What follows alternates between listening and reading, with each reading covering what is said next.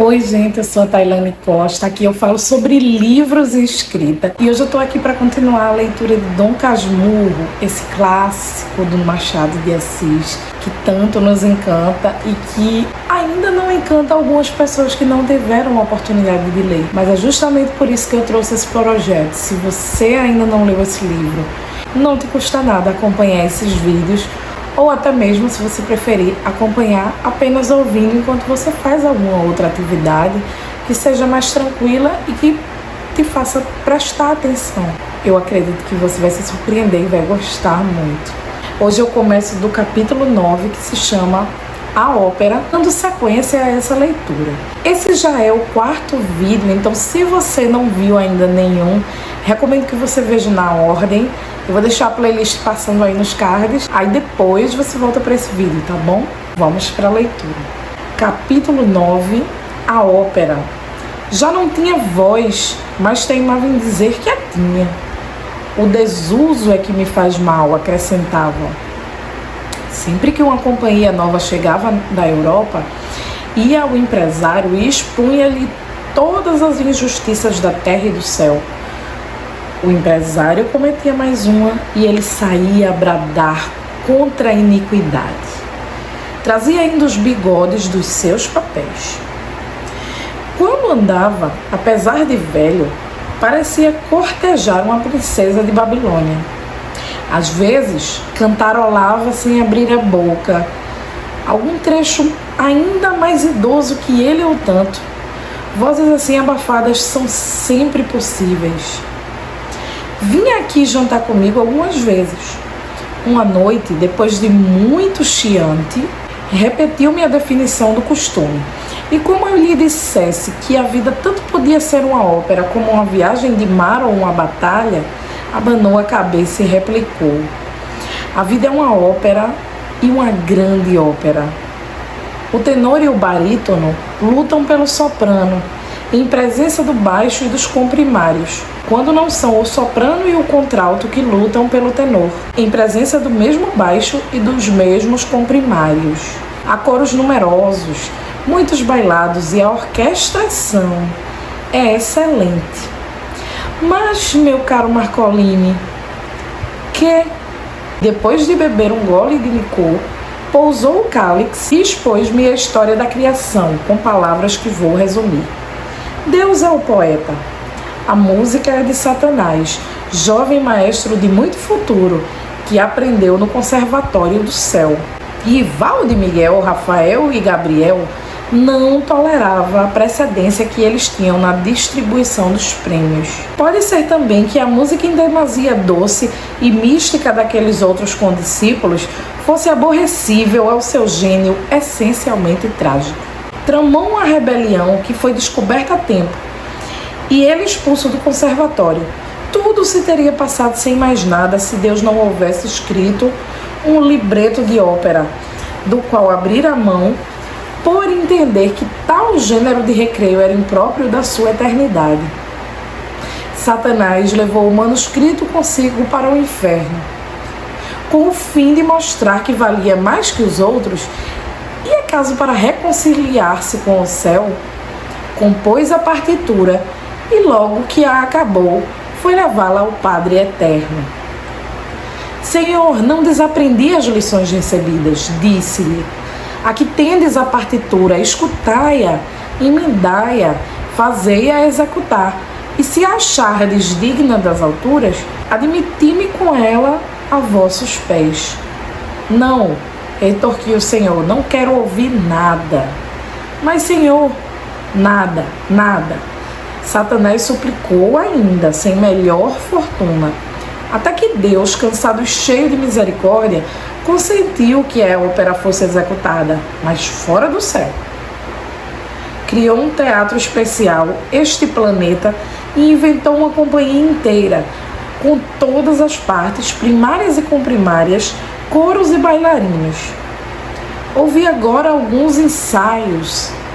Não quero saber de ensaios. Basta-me haver composto o libreto. Estou pronto a dividir contigo os direitos de autor.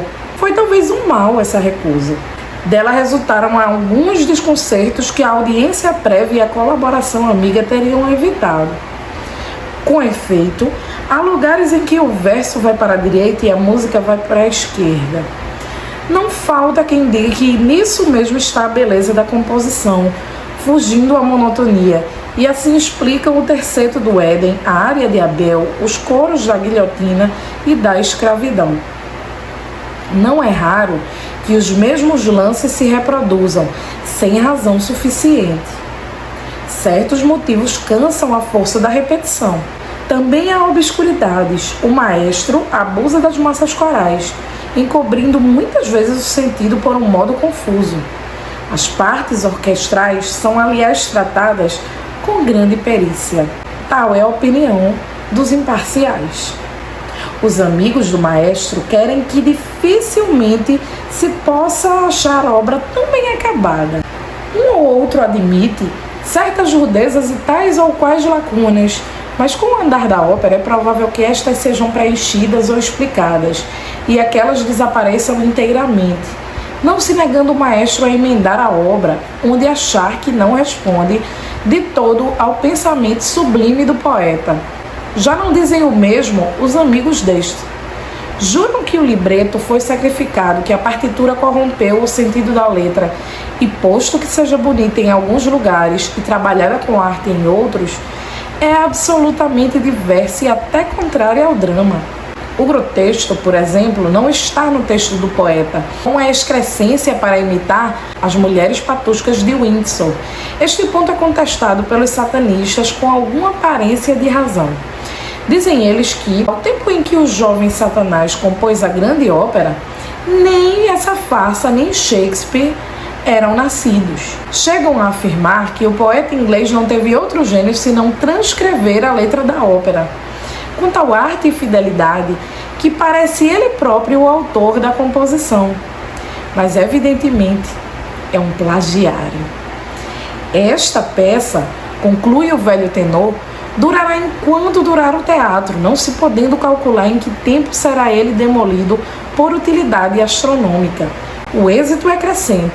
Poeta e músico recebem pontualmente os seus direitos autorais, que não são os mesmos, porque a regra da divisão é aquilo da escritura. Muitos são os chamados, poucos os escolhidos. Deus recebe em ouro, Satanás em papel. Tem graça. Graça? Bradou ele com fúria, mas aquietou-se logo e replicou: caro Santiago, eu não tenho graça, eu tenho horror à graça. Isto que digo é a verdade pura e última. Um dia, quando todos os livros forem queimados por inúteis, há de haver algum, pode ser que o tenor e talvez italiano, que ensine esta verdade aos homens. Tudo é música, meu amigo. No princípio era o dó, e do dó fez-se ré, etc. Este cálix, e enchia-o novamente. Este cálix é um breve estribilho. Não se ouve, também não se ouve o pau nem a pedra, mas tudo cabe na mesma ópera. Um breve comentário aqui que esse capítulo é maravilhoso. Capítulo 10. Aceito a teoria. Que é demasiada metafísica para um só tenor, não há dúvida. Mas a perda da voz explica tudo, e há filósofos que são, em resumo, tenores desempregados. Eu, leitor amigo, aceito a teoria do meu velho Marcolini, não só pela verossimilhança, que é muitas vezes toda a verdade, mas porque a minha vida se casa bem à definição. Cantei um duo terníssimo, depois um trio, depois um quatuor, mas não adiantemos. Vamos à primeira parte, em que eu vinha saber que já cantava, porque a denúncia de José Dias, meu caro leitor, foi dada principalmente a mim. A mim é que ele me denunciou. Capítulo 11. A promessa. Tão depressa vi desaparecer o agregado no corredor, deixei o esconderijo e corri à varanda do fundo. Não quis saber de lágrimas, nem da causa que as fazia verter a minha mãe. A causa eram provavelmente os seus projetos eclesiásticos, e a ocasião destes é a que vou dizer, por ser já então história velha, datava de 16 anos. Os projetos vinham do tempo em que fui concebido. Tendo-lhe nascido morto o primeiro filho, minha mãe pegou-se com Deus para que o segundo vingasse, prometendo, se fosse varão, metê-lo na igreja. Talvez esperasse uma menina. Não disse nada ao meu pai, nem antes nem depois de me dar a luz. Contava fazê-lo quando eu entrasse para a escola, mas enviou antes disso. Viúva, sentiu o terror de separar-se de mim, mas era tão devota, tão temente a Deus, que buscou testemunhas da obrigação, confiando a promessa a parentes e familiares. Unicamente para que nos separássemos o mais tarde possível, fez-me aprender em casa as primeiras letras, latim e doutrina, por aquele padre Cabral, velho amigo do tio Cosme, que ia lá jogar às noites. Prazos largos são difíceis de subscrever.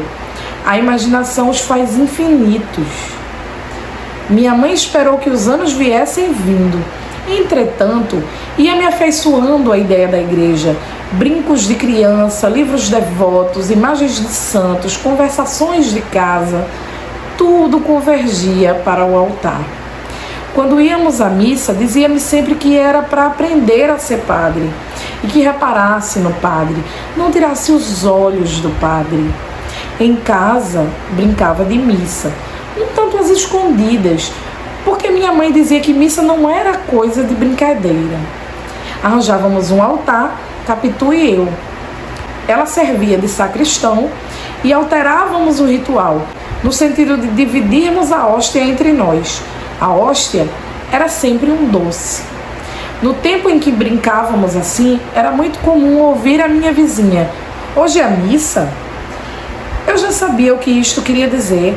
Respondia afirmativamente e ia pedir hóstia por outro nome. Voltava com ela, arranjávamos o altar, engrolávamos o latim e precipitávamos as cerimônias. Dominus non sum dignus. Isto, que eu deveria dizer 3 vezes, penso que só dizia uma.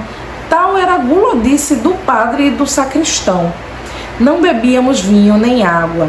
Não tínhamos o primeiro, e a segunda viria tirar-nos o gosto do sacrifício.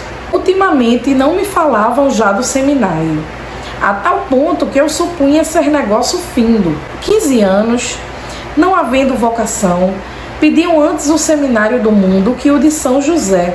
Minha mãe ficava muitas vezes a olhar para mim, como alma perdida, ou pegava-me na mão, a pretexto de nada, para apertá-la muito. Esse é o último capítulo que eu lerei hoje e eu espero que vocês estejam gostando desse projeto. Me diz aqui o que é que você está achando da leitura até agora. O que é que você está achando da linguagem do Machado de Assis, da história do Dom Casmurro? Quais estão sendo as suas impressões? Pode contar aqui nos comentários, tá? Espero que vocês tenham gostado desse vídeo. Não deixe de acompanhar toda a playlist, como eu disse pra vocês, eu vou deixar passando na tela final. Não deixe de curtir esse vídeo, de se inscrever no canal, de compartilhar para um amigo que também pode gostar. Tchau, um beijo enorme e até o próximo vídeo.